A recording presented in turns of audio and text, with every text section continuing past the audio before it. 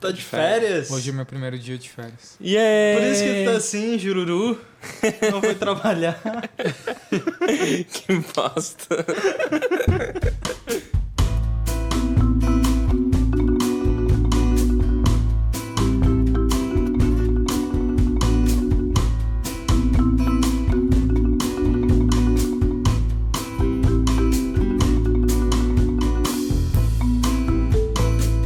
Olá, sejam bem-vindos a mais um episódio do A Conversação, o podcast de cinema com mais medo de avião de toda a internet brasileira. Na verdade é só o Luciano, mas eu sou o Thiago Santana, estou aqui com o Luciano Chossar. Boa noite. O Vitor Viana. Boa noite. E o André Barcelos. Oi, boa noite.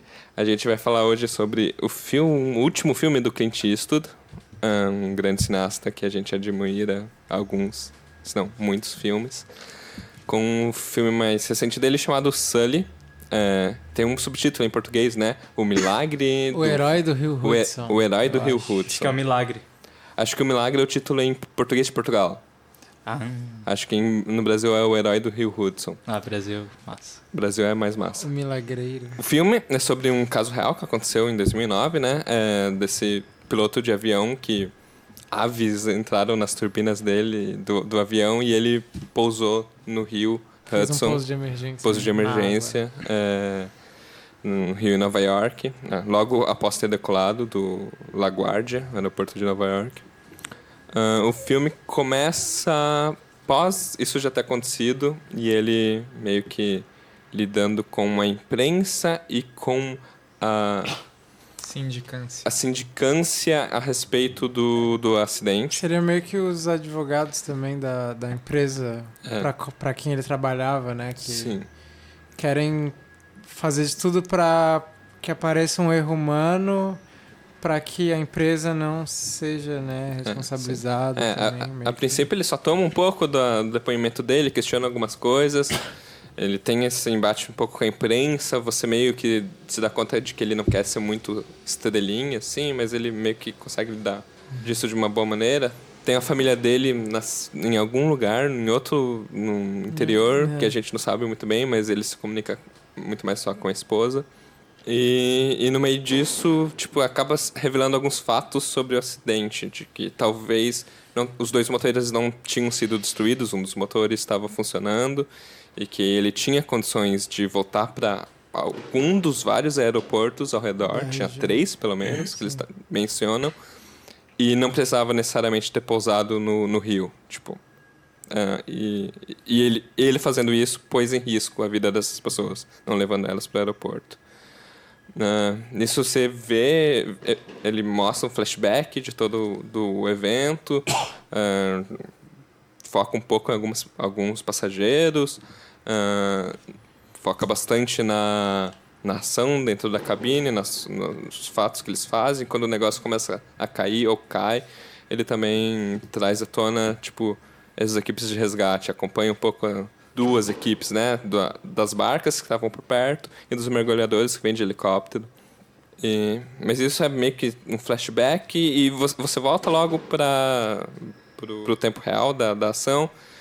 E aí tem mais umas reuniões, umas audiências, ele tem uma entrevista no David Letterman, umas coisas assim. E acaba culminando no comitê final, onde tem muita gente, onde eles vão realmente assistir a testes de simuladores simulando o acidente, o caso, e ver se ele estava certo, se ele estava errado em tentar pousar no Rio Hudson. Eles fazem umas simulações e aparentemente dava fácil para ele ter ido para qualquer outro aeroporto, mas aí ele exige que as pessoas levem em conta o fator humano, o fator de que ninguém está preparado para essas coisas acontecerem e que os caras que estavam no simulador estavam preparados.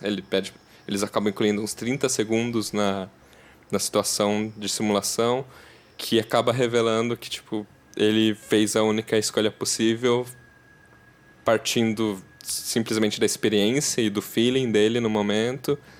E ele pousou no Rio. Se ele tivesse tentado fazer qualquer outra coisa, ia ser uma catástrofe imensa. E pousando no Rio, ele salvou todo mundo. Ninguém morreu no acidente. É uma das coisas que ficam bastante realçadas na história, de que Um pouso na água sem fatalidades é uma coisa praticamente impossível. Assim como a outra coisa quase impossível é pássaros atacarem o seu avião e destruir todas as turbinas dele. O filme nos créditos mostra um pouco as pessoas reais que sobreviveram. Tem uma pequenininha entrevista com o Sully de verdade, assim, no meio de todos os sobreviventes, falando assim umas coisas. Eu não mencionei também, mas tem o copiloto dele, ao longo do filme todo dele acompanhando. É praticamente o segundo personagem mais construído no filme. Apesar que eu acho que o Sully é realmente a pessoa que tem alguma intimidade ou personalidade no filme, né? Sim, o filme se constrói em cima dos flashbacks dele, né? Dele tentando remontar a cena para entender como é que ele pode se defender de um julgamento que está sendo considerado, assim, só as questões técnicas, né? E que está sendo desenvolvido em cima de simulações mecânicas, assim, né? Informações coletadas, assim, sei lá. E ele se confronta com esse momento de tipo, tá, esses dados estão dizendo que eu fiz uma coisa muito perigosa, mas ele tem uma certeza de que naquele momento, naquela experiência maluca que é um avião cair, ele tomou a melhor decisão possível, né? E sendo um piloto de 42 anos de experiência, ele saberia... Sim, então o filme meio que é o pesadelo dele do que aconteceu misturado com tentar descobrir o que aconteceu naqueles segundos ali, acho 130 segundos mais ou menos. 208. 208, isso, não sei. Enfim, que é o tempo que a coisa aconteceu, basicamente. O que tem ali que ele... Sim. Que fez ele tomar essa decisão, né?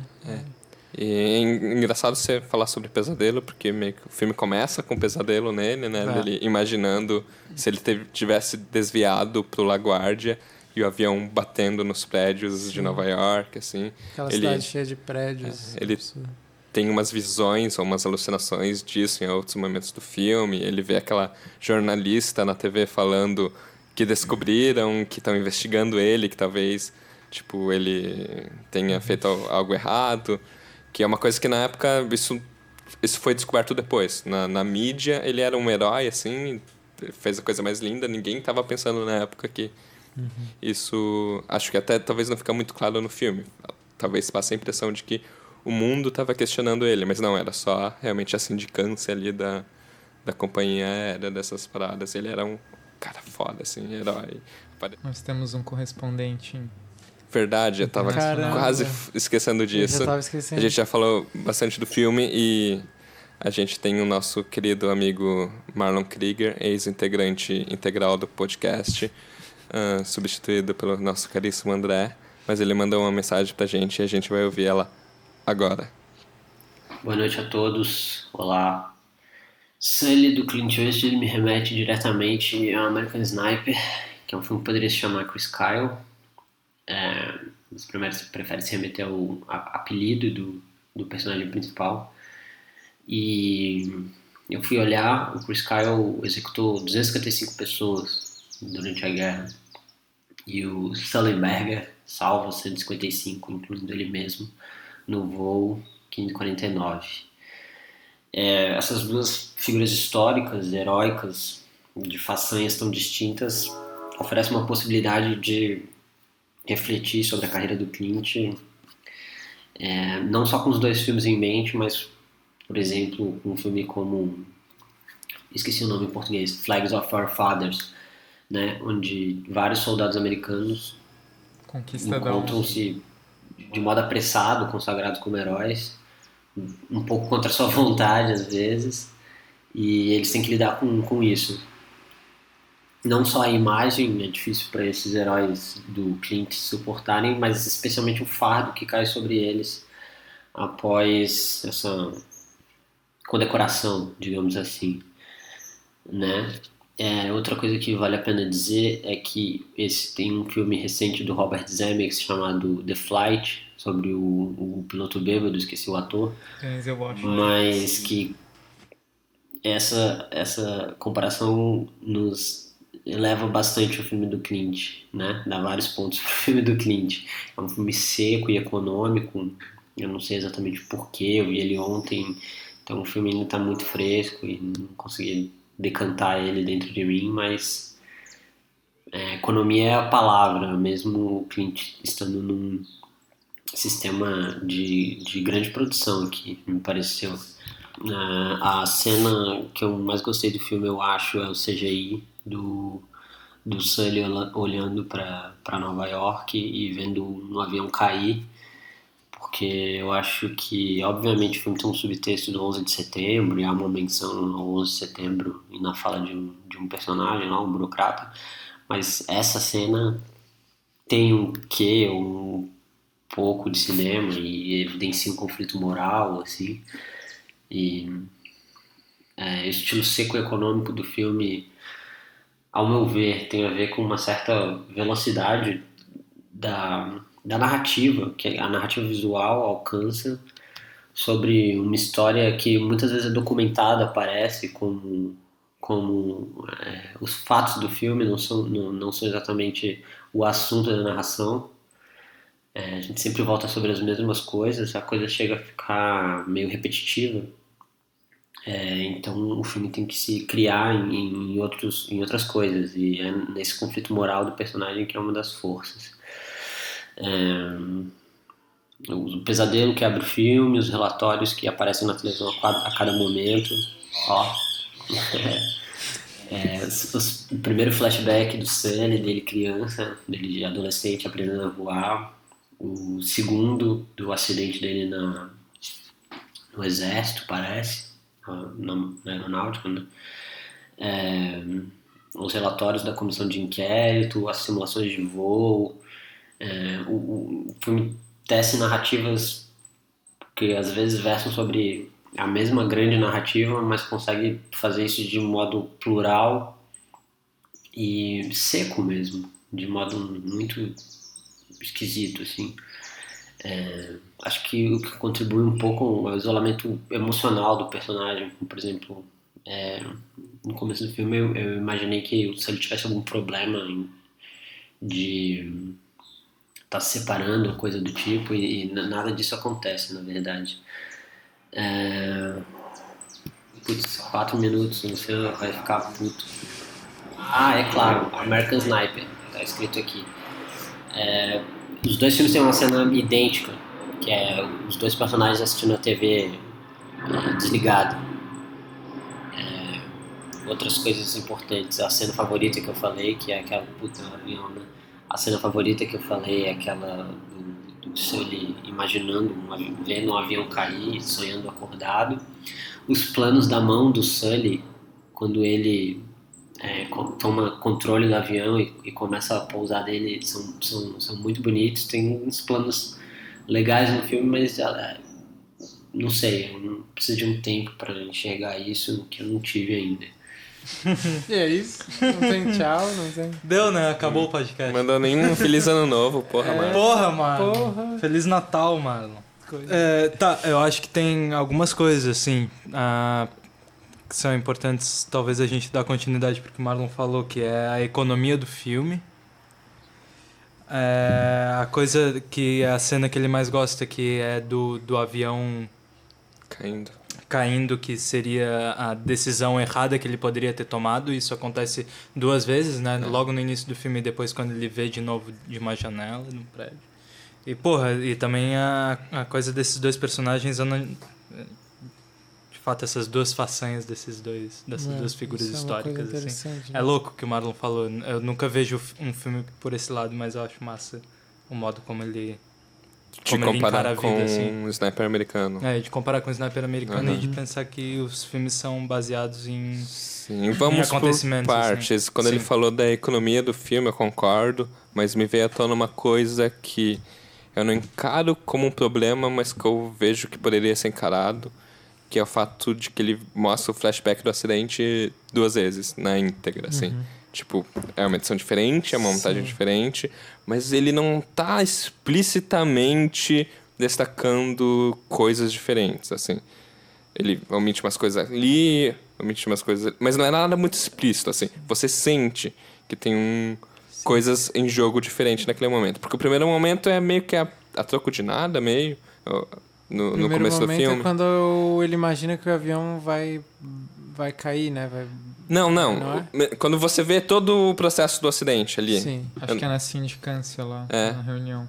Mas aí, no final do sim, filme, eles imaginam... eles mostram porque ele tá relatando pra... Sim, eles estão ouvindo a caixa preta. Eles estão ouvindo a caixa preta, exato. É o último flashback.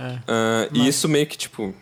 Tudo bem, diz um pouco contra a economia, porque ele tá mostrando 2 vezes a mesma coisa, mas pra mim funciona muito bem mas eu das acho que a duas economia maneiras. no sentido, Thiago, Sim. de que, Eu acho que é um filme que poderia ser um blockbuster pelo aparato que ele usa, assim, ser um filme sobre aviões, queda, poderia ser uma coisa muito grandiosa. E apesar de ele ter estrutura para isso, ele trata de um jeito meio sóbrio as coisas.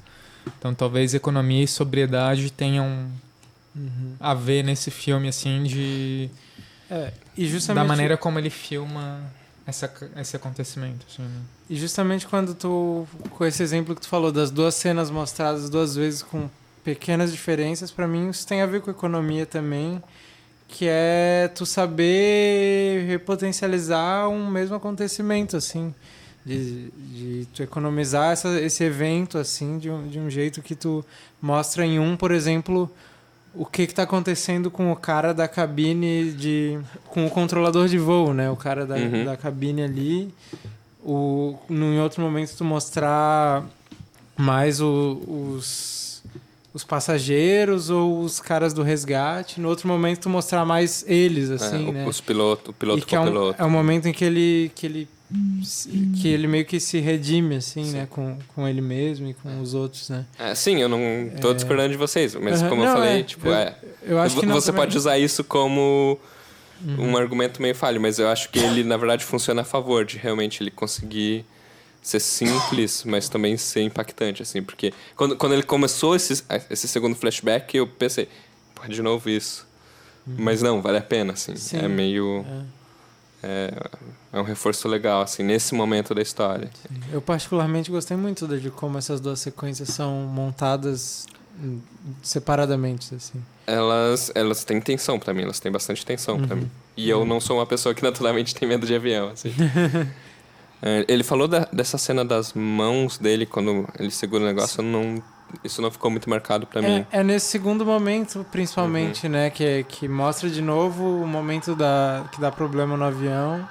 E tem vários cortes deles operando as máquinas, sim, assim, né? E é tudo meio... Mas que é mais focalizado ali na cabine do capitão, assim, né? Sim, do Sully e tal. Sim.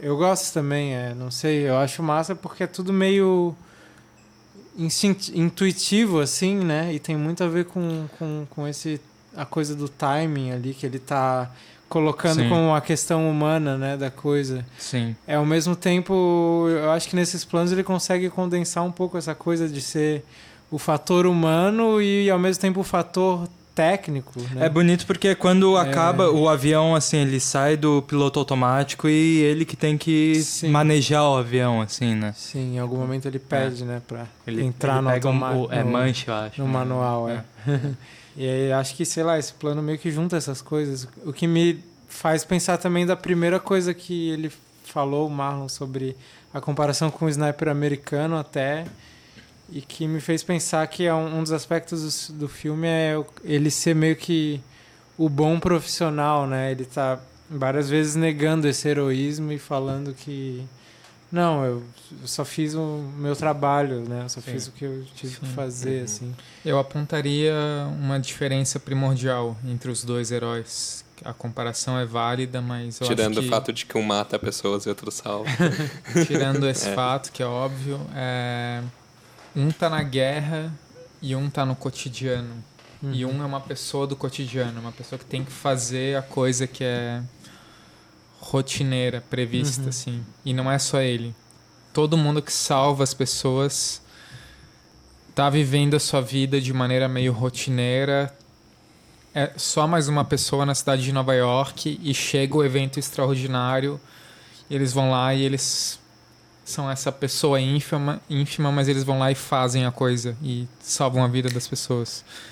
Enquanto o Kyle, por mais ambíguo que seja, tem o lance de ele ser realmente uma figura proeminente, ser um herói, ser alguém que tá ali marcando como alguém que bate um recorde, que vai pra guerra e tudo mais. E eu acho que este filme, o Sully, se baseia realmente muito na figura do tu fazer o teu trabalho e tu ser uma pessoa meio anônima e tu ser valorizado por isso, assim, sabe? Ele gasta um tempo pra mostrar o cara da barca, o cara dos mergulhadores e o Sully. Sim. Assim, é como o homem comum num momento extraordinário pode virar alguma outra coisa, talvez, assim. As comissárias também, né? E assim, uma coisa que eu acho legal é que ele não faz desses caras uns personagens.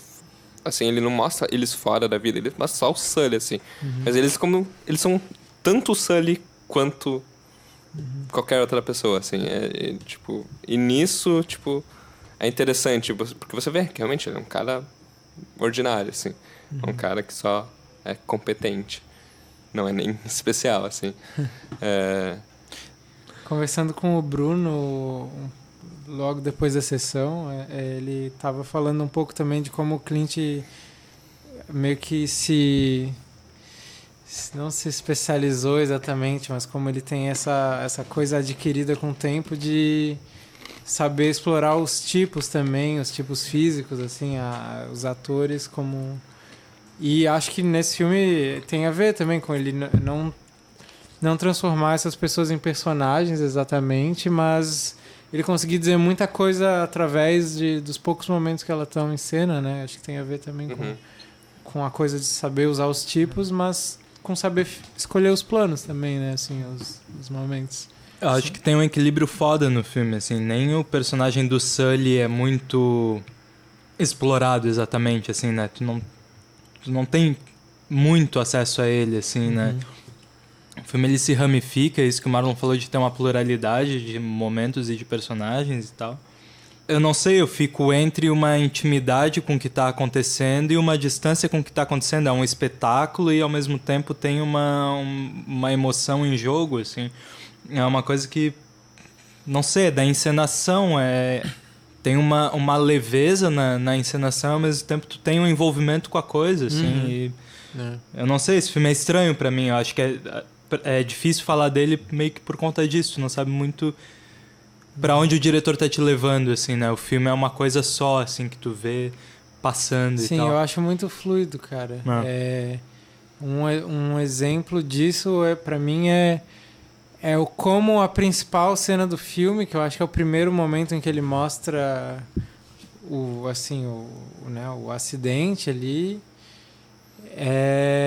que começa com, sei lá, uns personagens quaisquer chegando atrasados no avião, assim, de repente... uma família tá indo tirar férias, o pai tá meio... não consegue correr muito, né? Pessoal atrasado. Tu tá no fluxo do filme, daí chega aqueles personagens, tu não sabe nem exatamente se vai ser ali, se vai ser outra coisa, o que vai ser...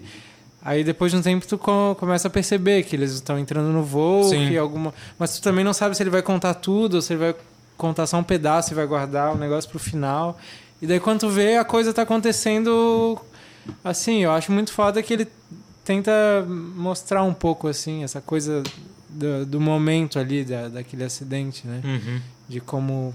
E começa através desses caras. É meio arriscado isso, né? Numa direção do Clint, eu acho muito estranho, porque nesse momento em que aparece a mãe e a filha chegando numa loja, né? Ele tá entrando na loja, ele pede um sanduíche, não sei o quê. É o momento em que o flashback inicia quando ele tá falando com a esposa. Ele fala, eu acho que eu fiz tudo certo. E daí entra esse flashback e tem um salto, assim, que eu não entendi na hora que era um flashback, assim. Sim, porra, ele voltou a trabalhar, passou um tempo. O que tá acontecendo, assim? E é engraçado ver um risco desse num filme do Clint, assim, né? De, sei lá, de talvez perder o espectador, assim. Pois é, mas eu acho não senti tanto isso nesse momento. Pra mim, tava bem segura a estrutura de que sempre ia ter um flashback voltando pro evento, porque é um personagem que tá passando um trauma, né? O que eu acho interessante é mais como coisas que aparentemente teriam uma função muito narrativa, simplesmente para ser algo figurativo, para se relacionar com o desastre, estão muito bem moduladas pra gente entrar na coisa, assim. Esses personagens que chegam atrasados, parece só uma crônica do que aconteceu, assim. Mas eles dão toda uma profundidade pro momento em que o avião tá caindo, assim. Sim. Da mesma maneira, a senhora de cadeira de rodas, assim, e tal. Sim. Ele foi muito preciso nesse... Isso que eu acho foda, cara. Nisso, porque sim, é sabe? muito preciso... É. E é isso, ele não explora também aquilo, assim, do drama, sabe? Mas é de um jeito funcional. que fica coletivo e pessoal ao mesmo tempo, É. assim, né? Muito, muito bem montado essa sequência, assim, acho. Mas eu queria cutucar o elefante branco que tá aqui no meio da Vamos mesa. cutucar. Dali. Eu quero cutucar também. Quando eu ouço pessoas falando desse filme, eles falam, é um filme que parece um filme de sessão da tarde, assim, um filme que vai passar no domingo, sei lá, no temperatura máxima, Porra, sei lá. velho, que mundo maravilhoso. Porque é um filme que tem uma leveza, assim, né? Se a gente pensar, o evento dramático principal do filme não é a queda do avião.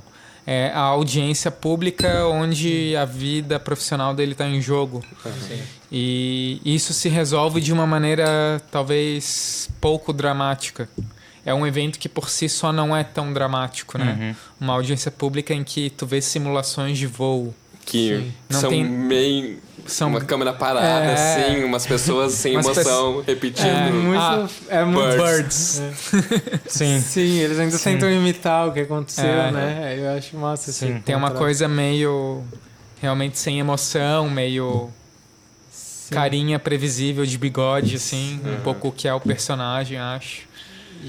Que é um pouco o tom do filme, né? Sim, daria pra dizer que é um filme menor do Clint Eastwood, eu acho, assim. Ao mesmo tempo, eu chorei 2 vezes no meio do filme. Eu também. Não sei se 2, mas chorei. Diz aí, porque teve uma que eu quase chorei, vamos ver se bate. Eu chorei na queda do avião, assim, que eles caem Na água. na água e as aeromoças não param de berrar aquilo e Sim. todo mundo sobrevive. E chorei quando ele tá no hospital e o cara da empresa vem falar que o número era 155 Sim. e que todos estavam vivos, assim. Essa eu acho que é a melhor cena do filme, pra mim. Pra mim, eu não cheguei a chorar, eu não cheguei a ter toda a emoção, mas pra mim essa é a melhor cena. Ele conseguiu construir a importância das pessoas não terem morrido, Sim. o quanto o Sully se importa, o quanto ele tava lá, tipo, pouco ligando pra autossobrevivência dele e querendo ir até o final do avião pra ver se não tinha ninguém. Sim. E depois insistir. E quando o cara chega com o número, realmente, ali Sim, é foda. é muito bom. É muito bom. O lance do 155 é importante porque, além de ser um filme sobre um desastre aéreo, o que amarra ele é toda uma questão de culpa, né? Assim, alguém que fez o seu trabalho certo, mas que tem dúvidas a respeito disso, e a dúvida é imposta a partir da culpa que ele sente, assim. Que é uma culpa que não tem muita explicação nem muita origem, né? Assim, eu acho Uma que- culpa eu que acho o que a acaso origem- joga em você, porque... Mas eu acho também que a origem é um pouco dessa investigação, porque eles colocam isso em alguns momentos, de tipo, não, eles estão querendo te fuder porque, sabe... Seguro, não sei o quê. porque sei as lá. companhias de seguro Sim. estão caindo em cima e eles vão cair pra cima de ti e tu pode simplesmente nem conseguir se aposentar, que isso eu achei bizarro, né, cara? Sim. Que país maluco os Estados Unidos, assim. E eu E- acho que tem isso no filme, de querer contrastar um pouco. O Clint acho que faz bastante isso, né? De mostrar o lado bom e o lado ruim da sociedade americana. E daí tem esse lado da empresa que quer fuder ele, mas ao mesmo tempo tem o reconhecimento no final. E tem o lado dos pequenos heróis do dia a dia, de mostrar no final todo mundo feliz e uma coisa meio brega, assim, dos... Tantos policiais estavam envolvidos, todos estavam prontos, né? Uma coisa... Que é parte do renascer pós 11 de setembro meio. É. Tipo, esse filme é um... uma ode, a gente ainda tá bem, a gente consegue não fazer um avião cair na nossa cidade, né? Mas... Pois é, mas então, tu fala sobre talvez esse filme poder ser considerado um filme menor do Clint, assim. Eu acho que é real, mas ao mesmo tempo não sei se não é isso que eu valorizo no filme, no fim das contas. Assim. Sim, eu ia chegar nesse lugar também. Eu não sei o que é esse filme, porque... Dá-lhe, então. Onde é que tu queria... Não, é esse... Não saber o que tá acontecendo, assim. Digo, cinematograficamente, assim, né? Tipo, a mão do Clint tá muito leve nesse filme. O modo como ele filma. Ao mesmo tempo, a construção narrativa é muito precisa, assim. Construção do roteiro e de cenas e como é que esses flashbacks se organizam e o que esses flashbacks representam pro personagem, o que tá em jogo e tal. Mas, ao mesmo tempo, eu vejo o filme fazendo cortes de fim de plano que, assim, não me dizem nada. Sei lá. Reenquadramentos que não são nada pra mim, ou, sei lá, ajustes de foco que não são nada. Não sei, às vezes eu não vejo um cineasta fazendo filmes. Uhum. E eu acho que é por isso que eu diria, assim, esse filme é um filme menor, assim, não é tão construído ou tão foda quanto Menina de Ouro, sei lá. Ou quanto... Não sei, True Crime ou... Os Imperdoáveis eu não acho tanto, mas True Crime ou Sobre Meninos e Lobos, Mystic River, enfim. Eu acho que tem mais a ver com a narrativa, com a questão da dramaticidade da narrativa, assim, o fato do centro do filme, que é uma audiência... Talvez a abordagem dele tenha sido leve demais, ou talvez realmente uma audiência é uma coisa que não dá para explorar dramaticamente tão bem. Então o filme tem uma leveza, assim, né? Que... Mas eu acho que ele ainda faz meio que milagre, assim, com essa narrativa, digamos, né? Com essa audiência, da narrativa e da audiência. Porque é bizarro, né? Realmente é uma coisa que é estranha de ser explorado, assim. E acho que o jeito até que ele bota essas simulações totalmente feias e frias ali no meio e tal, e ele mostra várias. Assim, eu vejo coisas que em teoria não deveriam funcionar nesse filme e no final tudo se encaixa, assim. É um pouco bizarro. Isso, né? E eu queria, talvez só como provocação, até porque eu não acredito que... Sim, eu acho que eu prefiro o Sniper Americano como filme. Uhum. Eu acho que ele tem mais coisas em jogo, ele tem mais coisas... Acho que tem mais contraste, talvez, o Sniper Americano, né? Eu não me lembro muito bem do filme, mas eu me lembro que ele tem altos e baixos, assim, de extensões do tempo e acelerações do tempo. Mas assim. eu acho que os altos são mais altos, assim. Eu lembro de eu não ter gostado da primeira vez que eu assisti o Sniper Americano. Mas eu assisti por causa do podcast e meio que foi crescendo em mim. Uhum. E esse filme eu já gostei da primeira vez, assim, da única vez que eu vi. Mas ele não me impacta tanto, eu acho. Como disse a Glória Pires, eu não tenho muita condição de opinar, porque... Não, mas O quê? É um meme, André, é um meme. É porque eu não vi o Sniper Americano no cinema, e assim, pensando agora... Esse filme eu gostei mais, mas eu acho que tem muito a ver com eu ter visto ele no cinema, assim. E não sei, aí eu queria talvez rever o Sniper Americano de preferência no cinema. Eu vou juntar as duas coisas, a tua pergunta e o que eu e o André estávamos construindo antes. Eu acho que esse filme ressalta uma parte do cinema do Clint que me interessa em especial, que é a construção do filme médio. Ele é um cara que tem interesse por personagem. O centro dos seus filmes são o protagonista e a condição dramática do protagonista. Então é um filme sobre queda de avião, mas não é. Sobre a cabeça desse piloto de avião, assim, né? E esse é um filme médio por excelência, assim. É um filme que não explora nada. E, ao contrário do Sniper Americano, que é um filme muito maior, na minha opinião, assim. Explora um pouco o impacto da guerra, tem cena de guerra, por mais que seja não tão grande quanto é um filme de guerra, assim. E talvez o Sniper Americano grite mais, mas eu acabo preferindo o Sully, sabendo que pouca gente vai escolher o Sully porque ele justamente grita pouco, assim, sabe? O filme termina com uma piada de que a queda do avião deveria ter acontecido em julho, porque daí estaria mais quente, né? Mas... não sei, o jeito em que a coisa é filmada, o equilíbrio das coisas, o interesse no Sully, as voltas na mente do Sully, sem ao mesmo tempo ser um filme cerebral, né? Um filme... parece que é um cara meio fora da sua época, assim, né? É muito doido isso, assim. Me diz quem que tá fazendo um cinema assim hoje em dia, assim. Sim.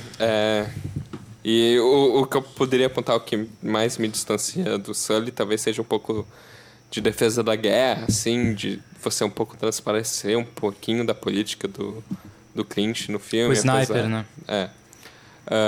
E esse filme é um pouco sobre a comunidade, né? Sobre viver junto com as pessoas. E vamos todo mundo fazer o melhor de si, porque você nunca sabe quando você é a pessoa mais competente, tem a maior experiência no negócio, vai salvar 150 pessoas, né?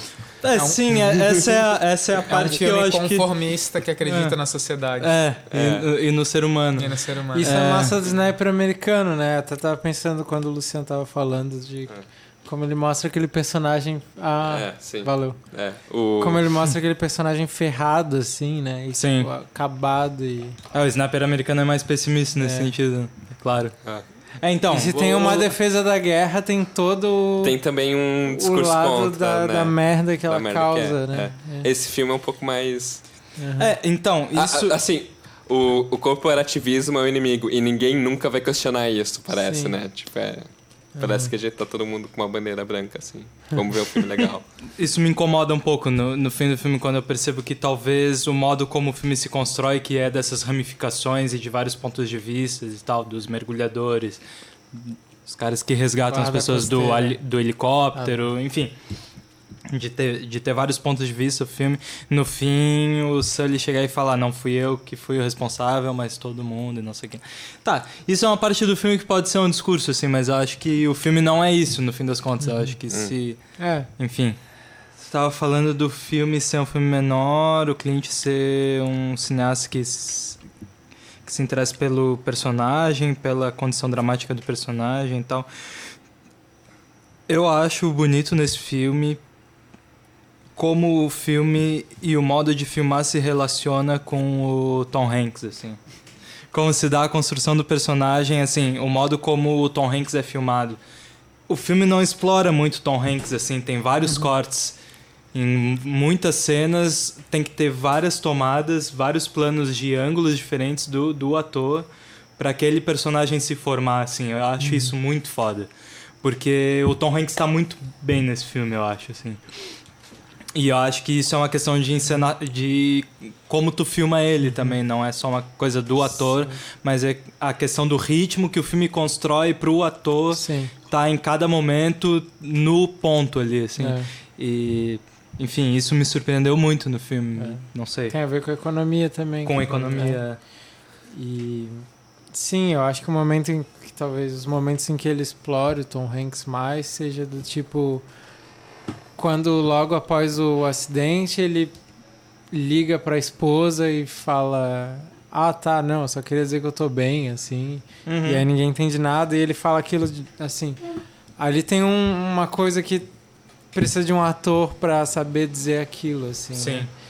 Né? Sei lá, não sei nem se é tão bom até, mas eu acho massa, mas Um pouco que eu consigo admirar da atuação dele, assim, na hora de ter pensado e analisado, é um pouco da posição corporal dele em momentos diferentes, assim, de quando ele tá preocupado, correndo para se desestressar, ele tem uma postura estranha, assim, ele parece velho e destruído, assim, mas aí na cabine ele tem uma altividade, assim, controle um pouco frio, maior assim, das coisas, assim. Seguro, isso...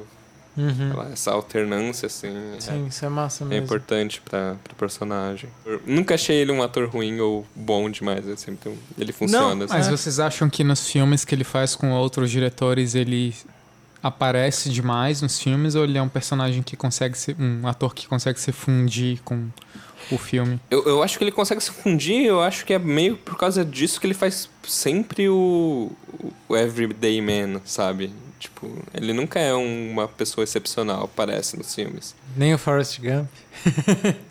É o máximo do everyday man, porque ele participa das coisas mais fodas do mundo, mas por contrapeso ele é meio debilitado mentalmente, assim, né?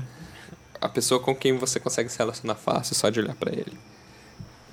Eu não lembro de filmes com Tom Hanks que eu tenha visto recentemente. Talvez o último tenha sido O Náufrago. Não vi Captain Phillips. Esses filmes Captain assim. Phillips eu vi, não é muita grande coisa. Eu gosto muito do Perdition Road, Estrada da Perdição. Esse é legal, assim. Não sei se é o Clint ou se é o Tom Hanks. Eu acho que ele consegue se fundir bem no filme, assim. Sim. Eu não fico lembrando que é o Tom Hanks a todo momento que tá ali, é assim. massa, né? Essa coisa do filme ser repetitivo, assim, incomoda vocês? Em algum momento vocês acham que estão sendo trapaceados, assim, por que eu ainda tô Não, eu não acho repetitivo exatamente, cara. É que tá. Sim, mas de acho que ser a ele cena sabe remontada, explorar. assim, né? Então, mas é o que eu tentei falar um pouco antes. Eu acho que ele explora essa variedade da coisa muito bem, assim, através da montagem. Eu pensei assim, quando começou, ele vai fazer um Rashomon. Mas não, ele faz melhor do que o Rashomon, assim. Ele, tipo, mostra a mesma coisa, do mesmo ponto de vista, mas te impacta diferente, assim, né? É tipo uma parada massa. Eu assim, acho que ele tá tirando leite dessa pedra, que é uma história pequena mesmo, né? Sim. E ele faz isso bem. Mas eu acho que não é tão pedra assim, porque o evento do avião é uma coisa rica e forte. Não pela queda em si, mas o que significa avião hoje em dia, porque é um pouco a tragédia possível da vida contemporânea, assim.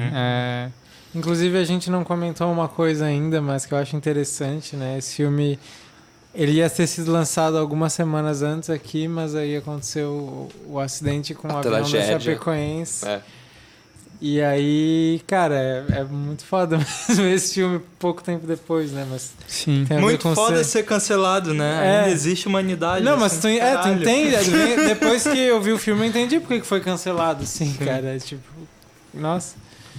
Mas desculpa. Não, mas eu acho que é exatamente isso, assim. Primeiro tem um lado de que o avião ainda representa a alta tecnologia e a alta organização da sociedade em que a gente vive.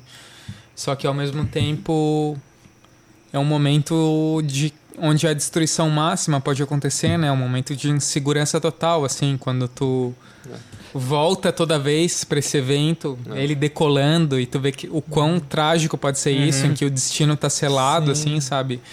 Vai ficando cada vez mais pesado, acho. E é o mito de Ícaro potencialmente acontecendo. Exatamente. Todos os dias. Tirando um desastre natural, ou uma guerra, ou um reator nuclear que explode, é meio que isso, né? Hoje em dia vai morrer. É que tem o contraste da organização e previsibilidade pura com o desastre total, assim, né? Sim. Então, sim. Isso desestabiliza a sociedade inteira, né? Sim, assim, e a coisa da previsibilidade, que é no qual a nossa sociedade se sustenta, assim, ela tá colocada em xeque nesse filme, assim, porque o julgamento é em cima da previsibilidade mecânica, técnica, não sei o que. Sei lá, o Blá deve adorar esse filme, assim, porque é um filme contra a gestão, é um filme sobre um cara que toma uma decisão porque ele tá ligado ele sabe. Assim, no parangolê. E que ele fala, eu voei 1 milhão de horas já, mas minha carreira vai ser decidida por 208 segundos, né? E são esses 208 segundos que podem ser o fim da vida de muita gente. Sim. Ou um cara... Sim. Mesmo que ele seja o herói, ou mesmo que ele seja o algoz da história, ele vai ser julgado por esses 208 segundos. E assim, ele pode ser o herói, mas eu também não... Ele não é o cara, assim. Eu penso que existem muitas pessoas no lugar dele que poderiam ter feito a mesma coisa. Sim. A mesma experiência. Ele teve a sorte de ser atingido por pássaros. E ao mesmo tempo os aviões voam praticamente sozinhos, assim, né? Isso é bem doido. Mas é meio... Tá lá. Mas isso é o legal, não sei, isso que eu enxergo sempre na carreira do Clint.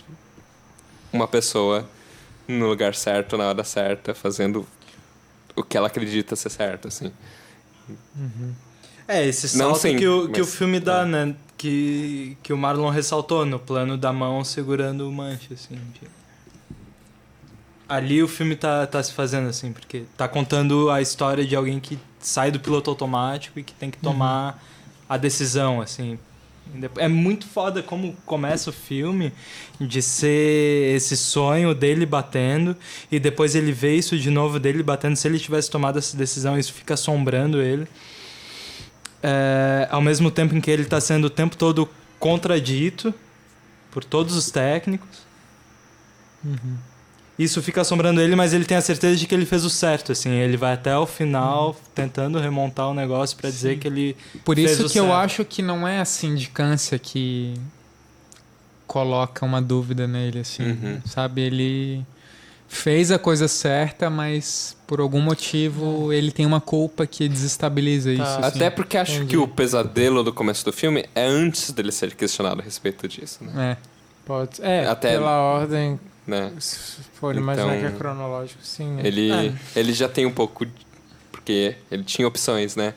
Ele escolheu a opção que ele acreditava ser certa. E é foda, assim. Eu não imagino eu na minha vida escolhendo uma coisa, acreditando que ser certa e tendo certeza dela, sabe? Daí afunda. Eu sempre, nunca acredito.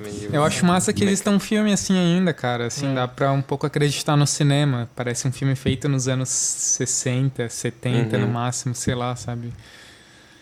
A gente reclama que o cinema não tem muita saída, que só tem ou uns filmes muito pequenos ou uns filmes muito grandes sendo feitos e tá aí um cara fazendo uns filmes médio, assim, né? Tipo, se viabilizando e com uma capacidade de abordar a coisa, assim, né? De ser um cineasta mesmo, assim. E que não é o Woody Allen, assim, que tá se viabilizando e não fazendo cinema, né? Fazendo filme do Woody Allen, assim. Acho que se tu consegue abstrair um pouco, sei lá, o fato do Clint ser um cara republicano, né? Se tu é um espectador escroto e fica jogando o filme já por esse lado, sei lá, se tu consegue abstrair, pensa nesse filme mudo e preto e branco e na montagem que é feita dentro do avião quando o avião tá caindo, assim. Aquilo ali é um experimentalismo, assim. É um filme mudo, ele tá fazendo plano a plano e tá montando plano a plano. Enfim, mas outras coisas que eu acho foda, que é uma relação com o True Crime, é que o Tom Hanks descobre a saída ali, o argumento dele pro julgamento no bar também. Assim como acontece no True Crime, que ele consegue reconstruir todo a narrativa depois que ele tá bêbado. E no True Crime, o Clint é um cara alcoólatra e ele volta a beber porque ele perdeu a esperança no trabalho dele e tal. E outra coisa que eu acho massa também, só aleatoriamente, que a gente tinha falado aquele dia logo depois do filme, é como as filhas do Sully são fora de foco, assim. Elas existem, mas, assim, o Clint é um cineasta, né? Ele sabe o que é importante. Então, assim, será que eu devo ou não silenciar a voz dessas crianças, garotas e tal? Foda-se, elas vão ficar fora de foco, a relação é o Sully e a esposa, assim, enfim. Não sei, alguém fazendo filme. Legal, então essa foi a nossa discussão sobre Sully. A gente não falou nada, mas a gente falou demais ao mesmo tempo. Como sempre, nosso próximo episódio vai ser o episódio de melhores de 2016. Ele vai sair no meiozinho de janeiro, parece, né? Mas a gente vai ficar muito bêbado e discutir tudo que a gente assistiu durante todo esse ano. Sully, A Chegada, que outras coisas vocês destacam que talvez possam... Os Oito Odiados. Nossa, faz tempo que a gente viu esse filme. Spotlight, irmão de Sully. Mãe Só Há Uma. A Chegada, já falamos. O Regresso. Minha Madre. Minha Madre. O do Kleber. Aquários. Mãe Só Há Uma. Mãe Só Uma. A gente já falou umas 6 vezes. Mãe, só tem uma, né? Enfim, da Coca. A gente convida também a todos os nossos caros amigos a mandar uma mensagem sobre o que vocês acharam bons esse ano. Tanto o Marlon. Sei lá, se o Bruno quiser mandar uma mensagem de voz ou aparecer ali, sei lá. Se o Bruno quiser mandar, pode Qualquer mandar coisa. Vai ser o podcast... Se esse podcast foi maluco... Se todos os nossos podcasts são meio sem ordem, sem noção... Bruno, manda uma mensagem. O de fim de ano vai ser insano. Fábio, manda uma carta. A gente tem uma regra de que no de fim de ano a gente tem que beber no mínimo o dobro do que a gente bebe normalmente. Assim. Cara, eu quero fazer o dobro de bebida e o Bruno fazendo rabanada e a gente, sei lá, vendo True Crime depois. Vamos, por favor. Imagina, né, o Bruno fazendo essa banada e trazendo aqui durante o programa, assim. E berrando. A gente comendo coisas de fora caradas. do microfone o que tá acontecendo. Chegar lá uma bosta. Então, obrigado por nos ouvir. Facebook, Twitter, YouTube, vai se fuder. Esse foi mais um episódio do A Conversação. Dali.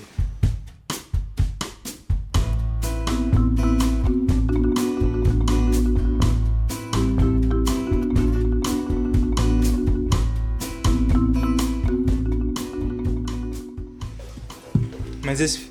não sei. Achei até que a gente conseguiu, pelo menos, enrolar bastante pra um filme que é muito difícil de falar. Qual é o nome do Clint? Assim, o nome dele? Clintones. Como assim? O que você quer dizer? Clintores. Não, sei lá, tipo... Tu entra no Wikipedia dos caras e aí tem lá... Tem o nome de verdade dele? Não sei quem, Clint... Nascido alguma Clinton... coisa? Clint Eastwood Jr. O nome dele é realmente Clint Eastwood. E ele é Júnior ainda. Júnior. Mas é Clinton, então. É Clinton. Clinton Eastwood. Já falaram que ele era vegan também. Mas parece que era lorota. Ele é vegetariano, acho. Sério? Será que o Stallone também é? Quando eles se encontram pra almoçar assim, eles fazem um espetinho de batata, abacaxi, abobrinha. Batata doce, vamos malhar. A gente faz podcast sem camisa.